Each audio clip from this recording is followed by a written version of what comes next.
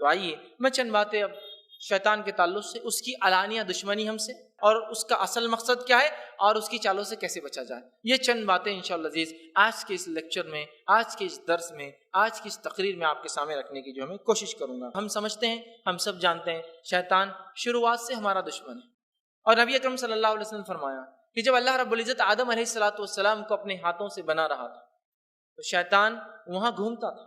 جب آدم علیہ السلام کو اللہ نے بنا کر چھوڑ دیا، ابھی روح نہیں ڈالی گئی تھی، تو وہ گھوما کرتا تھا اور گھوم گھوم کر آدم علیہ السلام کو ہاتھ لگاتا اور اس کو بجا کر دیکھتا۔ جب وہ آدم علیہ السلام کو ہاتھ لگاتا تو آدم علیہ السلام کو اللہ رب العزت نے کھنکھناتی ہوئی مٹی سے بنایا تھا، وہ مٹی ایکو کرتی آواز کرتی۔ شیطان سمجھ گیا جو مخلوق بننے والی ہے بہت کھوکھلی ہے اور کمزور ہے، میں اس کو آسانی سے بہکا سکتا ہوں۔ ابھی اس نے دشمنی لی نہیں تھی، اعلان نہیں کیا تھا، ابھی واقعہ پورا نہیں ہوا سجدے وغیرہ کا، لیکن وہ سمجھ گیا تھا بننے والی مخلوق کمزور ہے نہایت، وہ کھوکھلے پن سے، سمجھ رہے بات۔ پھر آدم علیہ السلام کو اللہ نے بنا دیا، اور آدم علیہ السلام کی روح جو ہے سر سے شروع ہوئی نیچے کی طرف جانے لگی۔ جب چہرہ بن گیا تو آدم علیہ السلام نے چیخا، چیخنے کے بعد اللہ نے کہا آدم جب تم چیخو گے تو تمہاری اس معاملے میں چیخنے کے بعد دعا ہوں گی الحمدللہ تم کہوں گے۔ آدم علیہ السلام نے الحمدللہ کہا، فرشتوں نے یرحمک اللہ کہا، اور اللہ رب العزت نے کہا کہ یہی تمہاری اولاد کی بھی ایک دوسرے کو چیخ کے بعد جو ہے دعا ہوں۔ اس کے بعد آدم علیہ السلام نے جنت کو دیکھا، لیکن ابھی پورے جسم میں روح نہیں گئی تھی، پیر ابھی بھی جو ہے مٹی کے تھے، اور بھاگنے کی کوشش کرنے لگی، جگہ سے ہلنے کی کوشش کرنے لگی۔ انسان میں جلد بازی تھی، شیطان نے وہ بھی سمجھ گیا جلد باز بھی ہے، ایک تو کھوکھلا ہے، کمزور ہے، جلد باز بھی ہے، ہر چیز جلدی چاہتا ہے، سمجھ رہا۔ اور تب اس نے پھر جب اللہ نے کہا کہ آدم کے سامنے جھکو تو کہا میں اس سے خیر ہوں، میں اس سے بہتر ہوں۔ کیوں بہتر ہوں؟ اس لیے کہ تو نے اس کو مٹی سے بنایا اور مجھے آنکھ سے بنایا، لہٰذا میں بہتر ہوں آدم سے، اس لیے میں سجدہ نہیں کروں گا، نہیں جھکوں گا آدم کے سامنے۔ جبکہ اس کی یہ دلیل بیوقوفانہ دلیل تھی، عقلی بھی نہیں تھی۔ ایک تو حکم تھا اللہ کا، اس کو ماننا واجب تھا، اور عقل کے اعتبار سے اس کی دلیل بیکار تھی، اس لیے کہ اس کی دلیل یہ تھی کہ آنکھ جب جلتی ہے تو اوپر کی طرف اڑتی ہے، اور مٹی کہیں بھی رکھی جائے نیچے کی طرف گر جاتی ہے، تو میں افضل ہوں اس لیے کہ اوپر کی طرف جاتا ہوں۔ جبکہ ہم جانتے ہیں مٹی کبھی بھی فائدہ مند ہے، اس میں بیج گر جائیں گا، دانا گریں گا، دانا اگ جائیں گا، پانی لگنے سے جھاڑ آ جائیں گا، فائدہ ہوگا۔ لیکن آگ جب تک کنٹرول میں نہ ہو کبھی فائدہ نہیں دیتی۔ آگ صرف تب فائدہ دیتی جب ویل آرکسٹریٹڈ یا ویل کنٹرول موڈ میں ہو، کنٹرول سے باہر نکلی کہ نقصان ہو جاتا ہے نا۔ آپ کے انجنز میں آگ جلتی ہے، کنٹرول میں ہو، باہر نکلی تو گاڑی جلا دیں گے آپ کی۔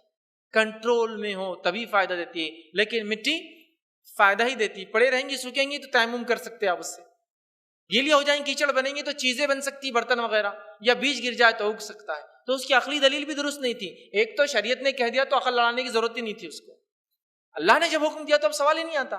اس کے بعد دلیل جو دی وہ بھی بیوقوفانہ تھی، اور سلسلہ شروع ہوا یہاں سے دشمنی کا، یہاں سے دشمنی کا۔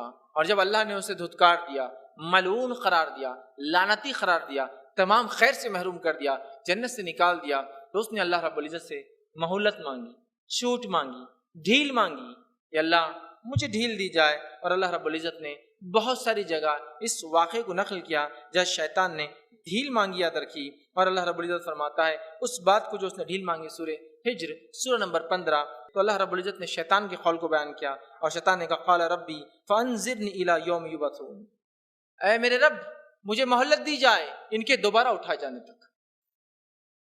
اے اللہ تو نے مجھے ملول قرار دے دیا، تمام خیر سے محروم کر دیا، مجھے جنت سے نکال دیا، تو مجھے موقع دیا جائے، کب تک؟ ان کے دوبارہ اٹھائے جانے تک، ان کے دوبارہ اٹھائے جانے تک۔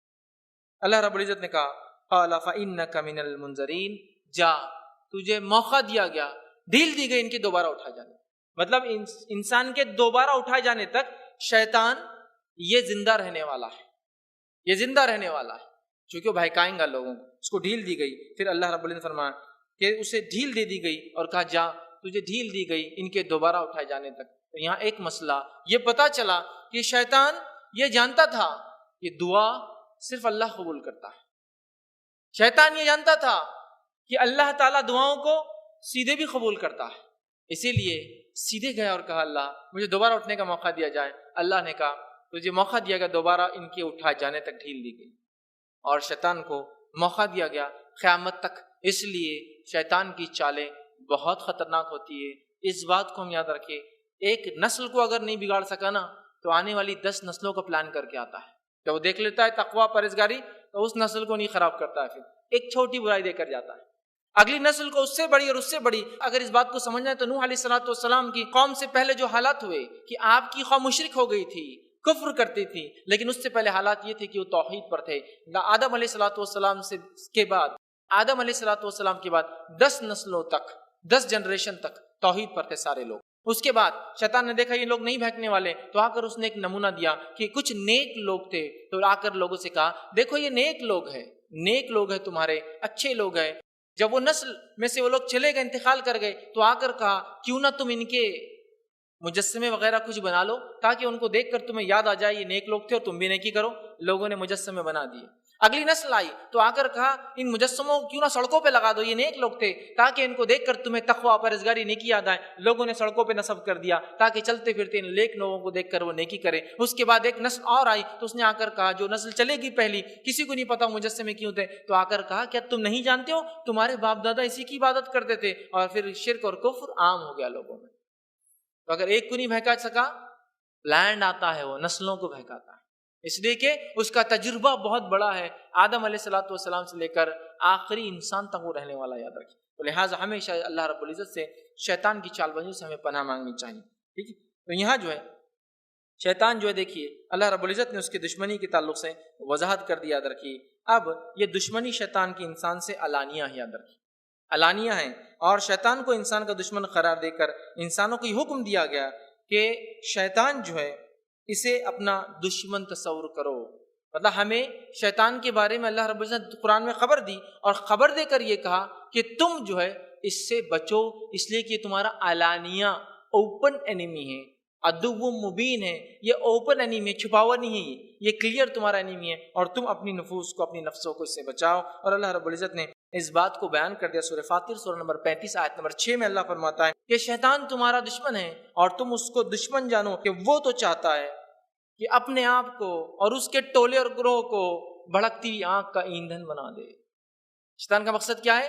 انسانوں کو بھڑکتی آنکھ کا ایندھن بنانا۔ تو شیطان کو ہمیں کھلا دشمن تصور کرنا ہے، یاد رکھیے، یہ نہیں کہ ہم جو ہے بالکل اس کو معمولی سمجھ رہے ہیں۔ تو شیطان کھلا دشمن ہے، ہمیں اس کو کھلا دشمن تصور کرنا ہوگا۔ دوسری بات یاد رکھیے کہ اللہ تعالیٰ نے شیطان سے براہ راست ڈرایا کہ اس کے نقش قدم پر مت چلنا۔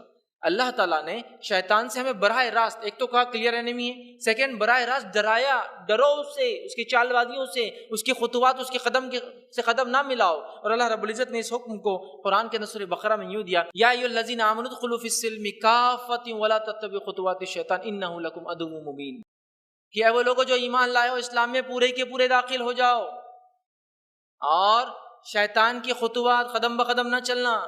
انہ لکم عدو مبین، وہ تمہارا کھلا ہوا اوپن انیمی ہے، وہ تمہارے لیے کھلا ہوا دشمن ہے۔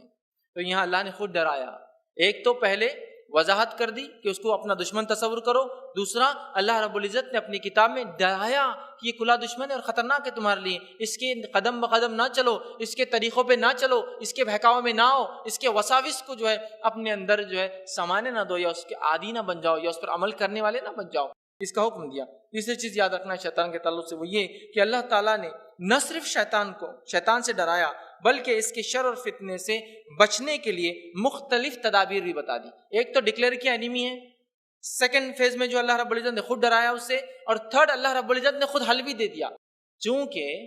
چونکہ ایک کتا چاہے کتنا ہی خطرناک ہو اپنے مالک کا حکم برابر مانتا ہے، ایک کتا کتنا بھی خطرناک ہو مالک کا حکم برابر مانتا ہے، ٹھیک ہے۔ تو اللہ تعالیٰ نے خود بتا دیا اس سے پناہ لینے کا طریقہ کیا ہے، سمجھ رہا بات؟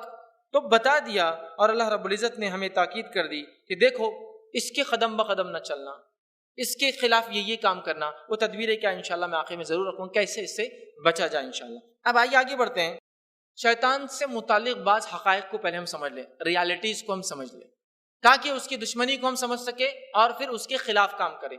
جو کام شیطان کو پسند ہے وہ کام رحمان اس سے ناراض ہوتا ہے، وہ گناہ اور معصیت ہے، اور جو کام رحمان اللہ کو پسند ہے وہ کام شیطان کو پسند نہیں ہے اور وہ اس کے خلاف کام کرانا چاہتا ہے۔ اس بات کو بس اتنا موٹا اصول تو سمجھ لیں۔ جو شیطان کو پسند ہے وہ رحمان کو پسند نہیں ہے، اور جو رحمان چاہتا ہے وہ شیطان کو پسند ہے۔ تو گویا اگر شیطان کی مخالفت کرتے تو رحمان کی اطاعت کرتے ہیں، یا پھر جو رحمان کی اطاعت کرتے ہیں وہ خود بخود شیطان کی مخالفت کرتے ہیں۔ ٹھیک ہے، تو اس اصول کو، اس بات کو ہم ذہن نشین کر لیں۔ آئیے اس سے متعلق بعض حقائق میں پہلی حقیقت کو ہم جان لیں، وہ یہ ہے کہ شیطان انسان کے جو ہے پیچھا نہیں چھوڑتا، ہمیشہ ساتھ رہتا ہے۔ شیطان انسان کا پیچھا نہیں چھوڑتا ہے، ہمیشہ ساتھ رہتا ہے۔ تو کوئی بھی انسان کبھی یہ نہ سوچے کہ میرے پیچھے تو اب شیطان نہیں ہے، میں فری ہوں، نہیں، کوئی نہیں۔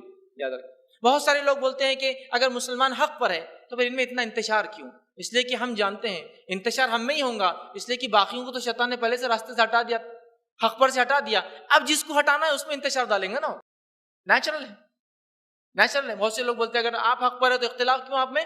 اختلاف اس لیے کہ شیطان ہمارے پیچھے باقی لوگوں کو تو چھوڑ چکا ہے، گمراہ کر کے جہنم کے راستے پہ چلا چکا ہے۔ ٹھیک ہے، تو بہرحال یہ ہمیشہ ہمارا دشمن ہے۔ صحیح بخاری کی روایت ہے، نبی اکرم صلی اللہ علیہ وسلم فرمایا رکھا، بے شک شیطان انسان میں خون کی طرح گردش کرتا ہے۔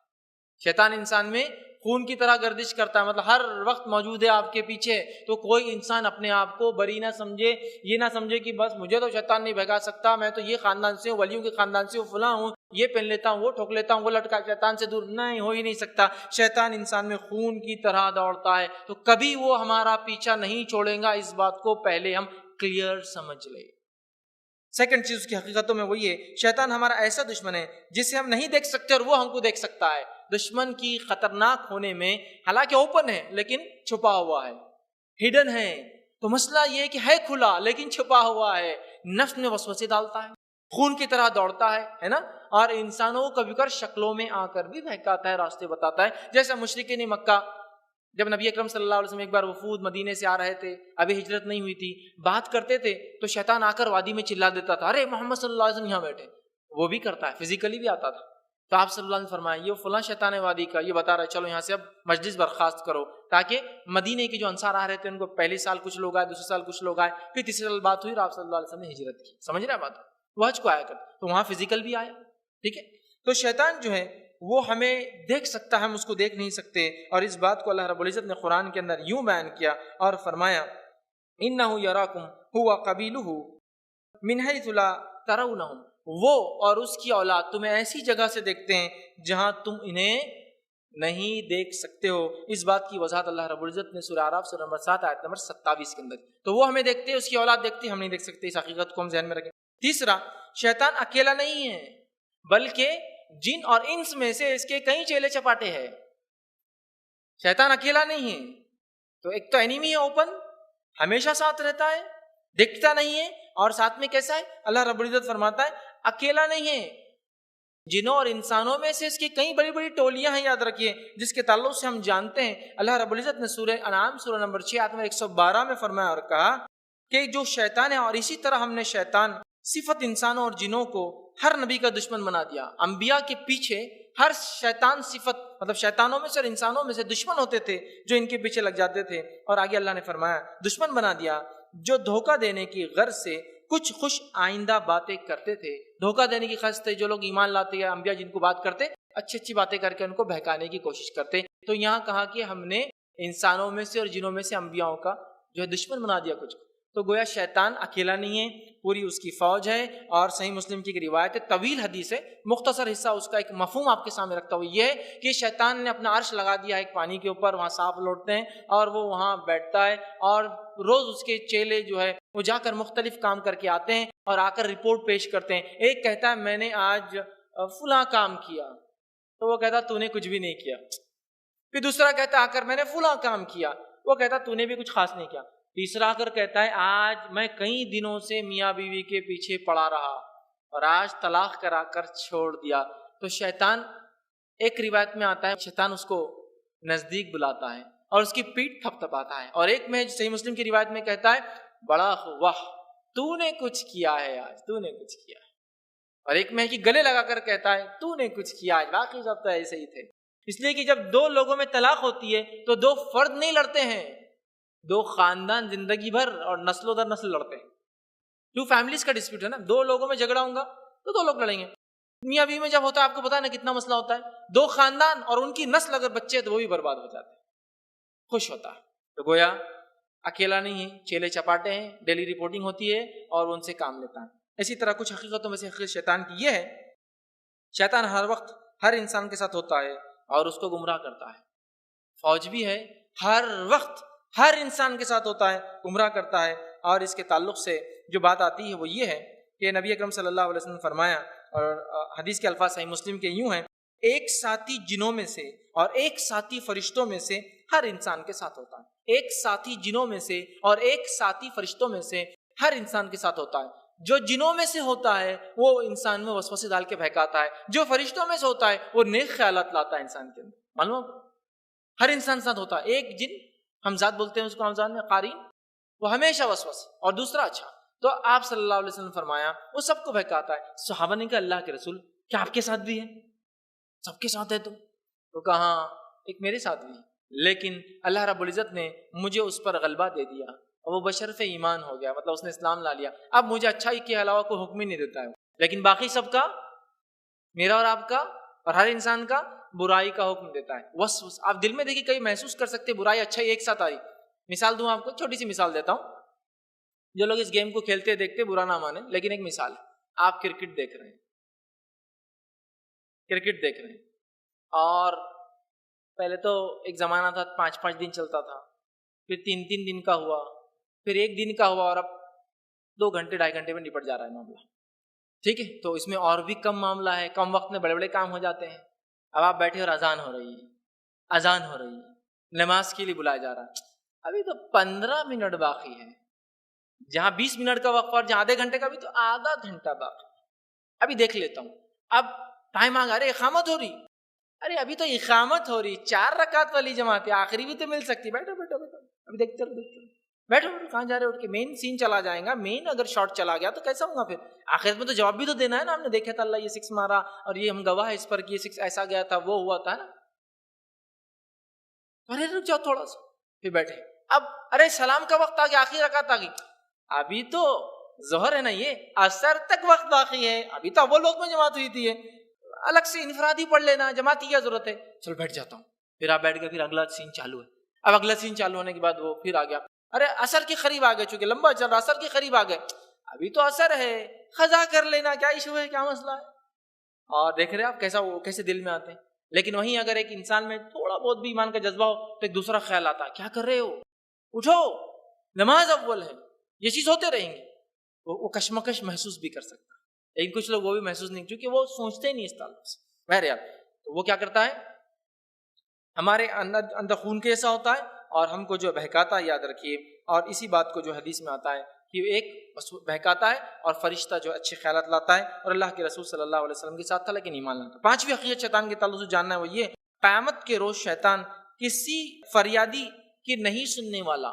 قیامت کے روز شیطان اس کے چیلے چپاٹے جو اس کے طریقے پہ چل کے مر گئے تھے، کسی کی فریاد سننے والا نہیں ہے، بلکہ اللہ رب العزت نے اس کا فضل ہے کہ ہمیں آگاہ کر دیا. سورہ ابراہیم سورہ نمبر 14 14 آیت نمبر 22 میں 22 میں اللہ نے فرمایا کہا، اور جب تمہارے امور کا فیصلہ چکا دیا جائے گا، مطلب روز قیامت حساب و کتاب ہونے والا ہوگا، تو شیطان کہیں گا، وہاں شیطان بھی ہوں گے نا، تو شیطان کہیں گا، مطلب جو لوگ شیطان کی اطاعت فرمانبرداری پیروی کرتے ہیں، سن لیں وہ دھوکہ دینے والا دغاباز ہے، ساتھ نہیں دیں گا. اللہ رب العزت فرماتا ہے، اور جب تمہارے امور کا فیصلہ ہو چکا ہوگا، شیطان وہاں ہوگا اور وہ کہیں گا اللہ نے تم سے جو وعدہ کیا تھا وہ سچا تھا اور میرا وعدہ جھوٹا تھا. اللہ نے تم سے جو وعدہ کیا تھا وہ سچا تھا، میرا وعدہ جھوٹا تھا. جیسا کسی قوم کو کفر پہ لگا دیا، اب انبیاء بھی کھڑے، وہ قوم بھی کھڑی، چلا رہی کہ تیرے وجہ سے ہوا، تو کہیں گا اللہ کا وعدہ سچا تھا جو انبیاء کے ذریعے بھیجا، میرا نہیں تھا. ٹھیک، تو وہ کہیں گا اللہ کا وعدہ سچا تھا اور میں نے تم سے جو وعدہ کیا تھا وہ جو ہے میں اس کی آج خلاف ورزی کرتا ہوں، اللہ میں اس کے خلاف، میں وعدہ پورا نہیں کر سکتا. پھر وہ کہیں گا اور میرا تم پر کچھ زور نہیں تھا، میرا تم پر کچھ زور نہیں تھا سوائے اس کے کہ میں تم کو بہکاتا تھا. اور واقعی میں کیا کسی کو شیطان ہاتھ پکڑ کے کام کرواتا ہے؟ جیسا آپ نماز کو یا تو کھچڑا پکڑ کے ارے مت جاؤ نہیں، چھوڑو، کہتا نہیں میں جاتا، فزیکل نہیں، بس اسے ڈال رہے کیوں جا رہے ہو، بیٹھو ابھی بہت وقت. فجر کا ٹائم ہے، انسان اٹھا، الارم بج رہا ہے، گھنٹی بج رہی، الارم بج رہا ہے، انسان الارم کو بجا رہا ہے، تو شیطان آ کے تھپکی دے کے بولتا بہت وقت باقی، رات لمبی ہے، رات لمبی، اور 10 منٹ سو کے اٹھو. پھر 10 منٹ ہو جاتے، آدمی اٹھتا، رہے قامت ہو رہی، رات بہت لمبی ہے، وہ دیر والی جماعت میں چل جانا، سوتے رہو. پھر ارے سورج نکلنے کا وقت آ گیا، ارے رات بہت لمبی ہے، قضا کر لینا، اٹھ کے کیا مسئلہ ہے، سمجھ رہے آپ؟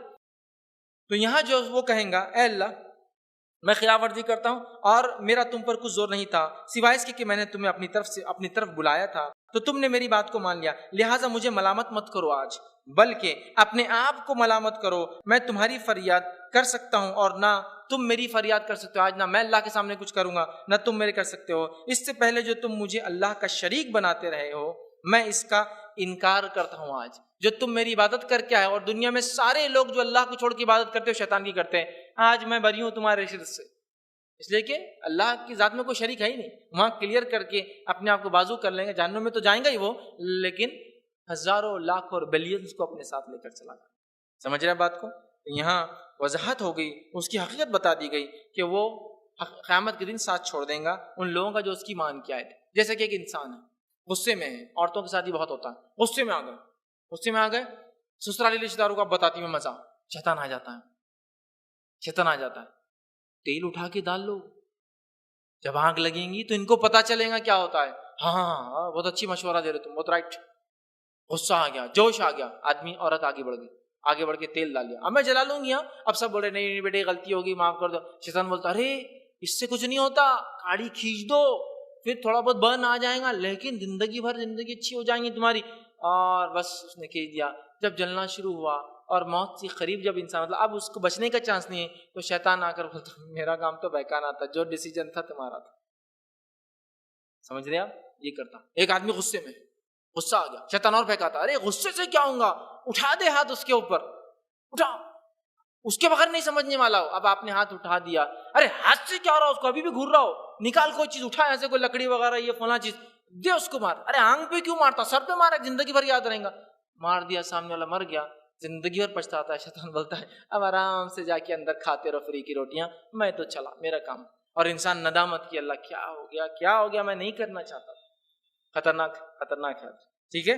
اسی طرح چھٹی چیز یاد رکھیں، اس کی حقیقتوں میں سے وہی ہے شیطان کی نافرمانی رحمان کی فرمانبرداری ہے اور شیطان کی فرمانبرداری رحمان کی نافرمانی۔ یہ حقیقت یاد رکھیں، جو شیطان چاہتا ہے ہم کریں گے تو رحمان ناراض ہو جائیں گا، اور جو اللہ چاہتا ہے وہ کریں گے تو شیطان کی خود بخود خلاف ورزی ہو جاتی ہے اور ہم اس سے بچ بھی جاتے ہیں۔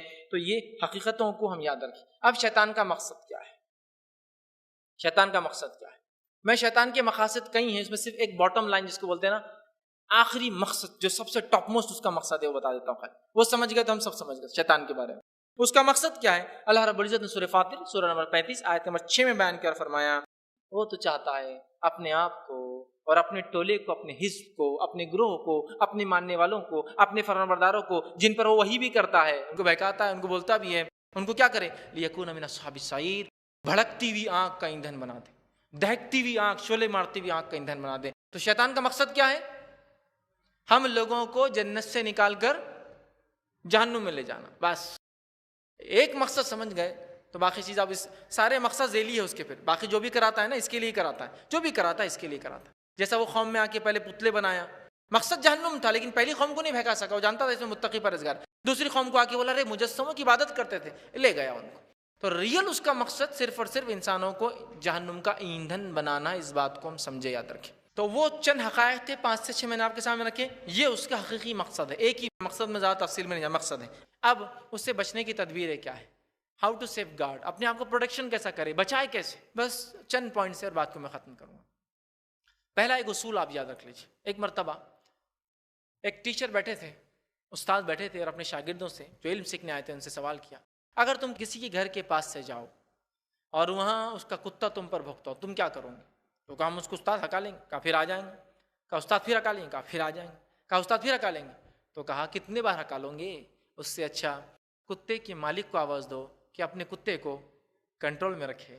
یہ مثال شیطان کی ہے، شیطان کا خالق اللہ ہی ہے، چاہے شیطان کتنا بھی شرپسند ہو لیکن اللہ کو جب ہم پکاریں گے تو اللہ اس کو ضرور پکڑ سکتا ہے، یاد رکھیں۔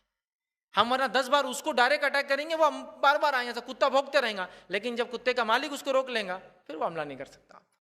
اور دوسری بات یاد رکھیے، ارے ہم نے سب کچھ کیا لیکن یہ وسوسے بھی نہیں جا رہے، جادو کا اثر بھی ختم نہیں ہو رہا، شیطان کی چالیں سمجھ میں آ رہی، جوا اور سٹا نہیں چھوٹ رہا، شراب خوری نہیں چھوٹ رہی، گناہ کی معصیت نہیں سمجھ میں آ رہی۔ اگر یہ ہو رہا ہے وہ لگتا قرآن حدیث میں سب وہ نہیں ہے، کچھ دوسرا بھی کرنا پڑے گا، لوگ ایسا سمجھتے ہیں۔ تو سمجھ لیجیے آپ یہ کہہ رہے ہیں دشمن ہم پر اٹیک کرتا ہے، ہم کو بھی ہتھیار دیا جائے ہم اس سے لڑیں۔ کو ملک ہے اس میں کچھ دوسرے طرف سے آ کے لوگ دشمن یا اس طرح کے حملے کر رہے ہیں، ڈاکو جو کرتے ڈاکہ زنی کرتے ہیں، مال دولت لوٹ لے رہے ہیں. حکومت بول رہی یہ لیجیے سوفسٹیکیٹڈ ویپنس، اچھے اچھے ہتھیار. اب اگلی بار وہ آئے نا تو آپ بھی کیا کرنا، ان کو اپنے ڈیفنس میں اٹیک کر دینا، ان پر اپنے بچاؤ کے لیے ان پہ حملہ کر دینا. اب ویپن آ گئے ہاتھ میں. اب ایک تو آدمی وہ جس میں ہاتھ میں ویپن اٹھانے کی طاقت نہیں ہے، تو غلطی کس کی ہے؟ وہ آدمی کی ہے کہ اٹھا نہیں سکتا. اور دوسرا ایک اٹھا لیتا لیکن چلانا ہی نہیں آتا، ارے تو غلطی کس کی ہے؟ حکومت کی ہے، ویپن کی، ہتھیار کی ہے. غلطی آدمی کی ہے. تو کتاب و سنت اثر رکھتی ہے. اب ہم کو اگر اس پہ اعتقاد اور عقیدہ نہ ہو، ہم کچھ اس چیز کو نہ سمجھے، صحیح طریقے سے نہ کرے، تو پھر تو مسئلہ حل نہیں ہوگا. ٹھیک ہے، تو یہ دو باتیں آپ سمجھ لے پہلے، ورنہ ہوتا ہے بہت سی بار آپ بولے لیکن کچھ فائدہ نہیں ہوا، اس کے بغیر جمع ہی نہیں معاملہ، وہاں جھکے بغیر معاملہ حل ہی نہیں ہوا، یہ لٹکائے بغیر معاملہ حل ہی نہیں ہوا، تو پھر آپ کا وہ عقیدہ نہیں جو ہونا چاہیے. سمجھ رہے ہیں بات کو؟ تو شیطان سے بچنے کے لیے کچھ طریقوں میں سے پہلا طریقہ ہے شیطان کی شر سے اللہ ہمیں پناہ مانگنا. ہمیشہ شیطان کی شر سے اللہ میں پناہ مانگنا ہمیشہ، یہ ضروری یاد رکھیے، سب سے پہلا اسٹیپ ہے. اس لیے کہ اللہ تعالیٰ کا فرمان ہے قرآن کے اندر، جو کہ اللہ رب العزت فرماتا اور کہتا ہے، اور اگر آپ کو کوئی وسوسہ شیطان کی طرف سے آنے لگے تو اللہ تعالیٰ کی پناہ مانگ لیا کیجئے، یقیناً وہ سب سننے والا اور زیادہ جاننے والا ہے. نبی اکرم صلی اللہ علیہ وسلم حکم ہو رہا ہے جب شیطان آپ کو بہکائے تو آپ اللہ میں پناہ مانگ لیا کیجیے. تو ہمیں شیطان جب بھی بہکائے تو کیا کرنا؟ اللہ میں پناہ مانگنا. اعوذ باللہ من الشیطان الرجیم. شیطان وسوسے ڈال رہا ہے، برے خیالات ڈال رہا ہے، گندی گندی باتیں ذہن میں آ رہی ہے، یا نماز میں وسوسے ڈال رہا ہے، یا کوئی اور جگہ کر رہا ہے، تو اعوذ باللہ من الشیطان الرجیم.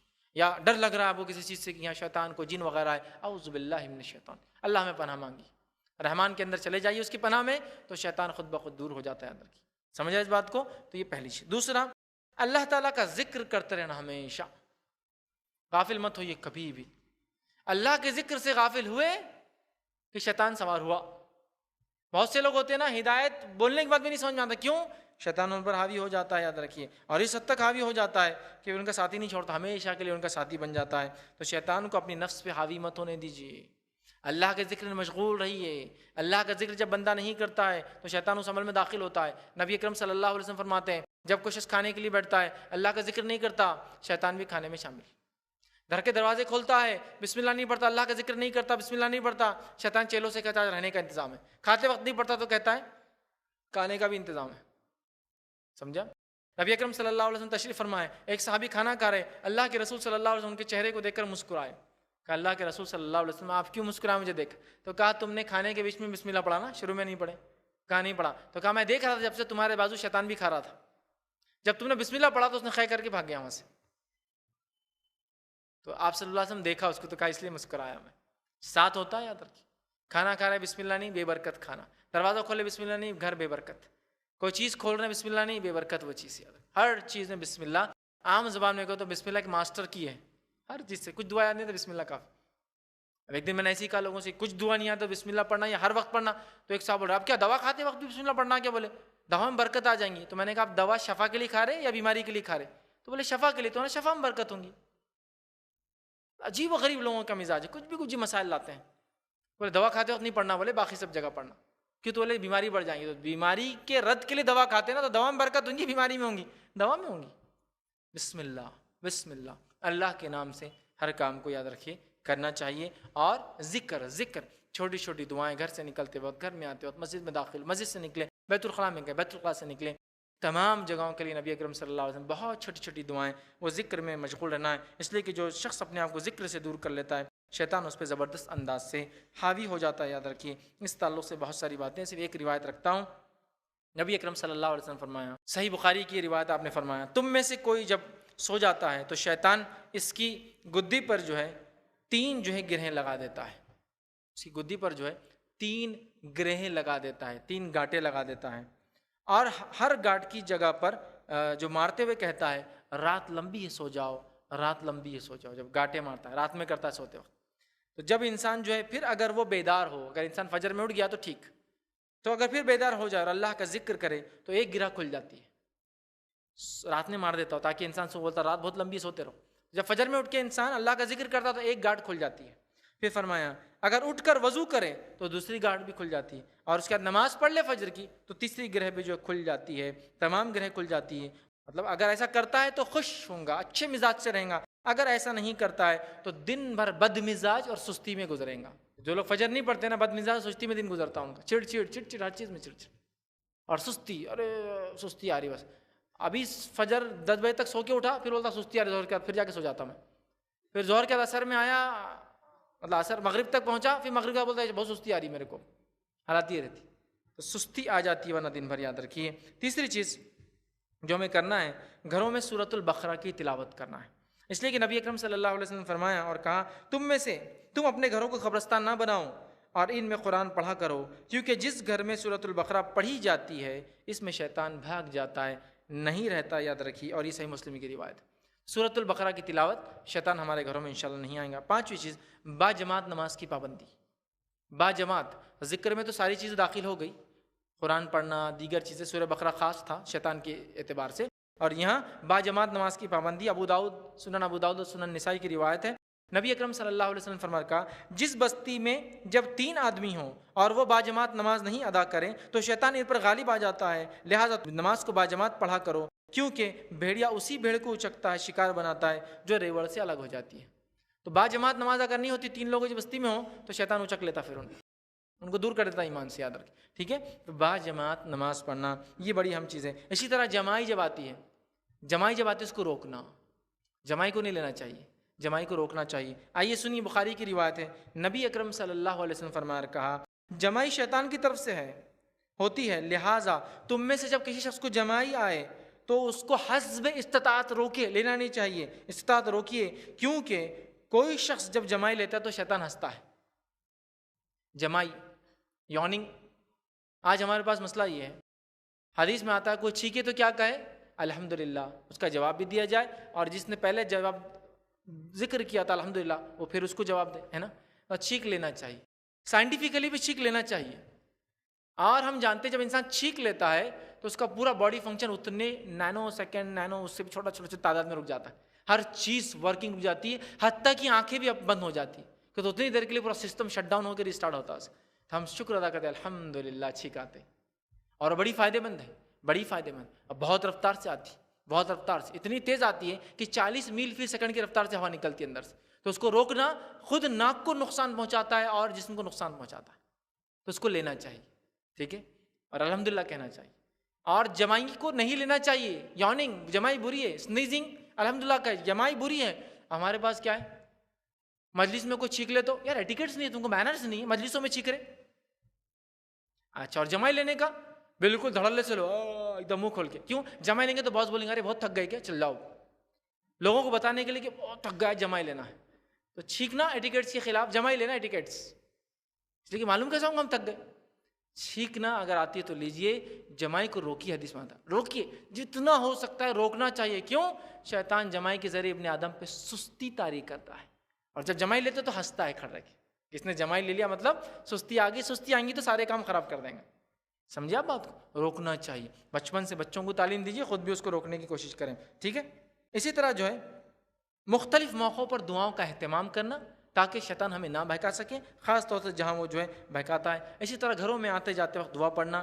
اسی طرح جو ہے کتا جب بھونکتا ہے یا رات میں جو ہے گدھا جب چلاتا ہے تب اللہ میں پناہ مانگنا، چونکہ حدیث میں آتا ہے وہ دیکھتے ہیں جو تم نہیں دیکھتے، شیطان کو دیکھتے ہیں. اسی طرح بیت الخلاء میں جاتے ہو تو خاص چونکہ شیطان اٹیک کر سکتا ہے، آدمی وہاں ننگا ہوتا ہے، برہنہ ہوتا ہے، تب خاص طور سے پڑھنا. ٹھیک ہے. دعائیں کرنا، دعا پڑھ کر اندر جانا. اسی طرح غصے کے وقت خاص طور سے پڑھنا چونکہ شیطان اس میں بہکاتا ہے. اسی طرح ہم بستری کے وقت خاص طور سے پڑھنا، اس لیے کہ نبی اکرم صلی اللہ علیہ وسلم نے فرمایا جب انسان ہم بستری سے پہلے اللہ میں پناہ نہیں مانگتا شیطان سے تو شیطان بھی اس عمل میں داخل ہوتا ہے، اور جتنا وہ داخل ہوتا ہے بچے پہ اتنا زیادہ اس کا اثر ہوتا ہے. سمجھ رہے بات کو؟ تو تب ہے.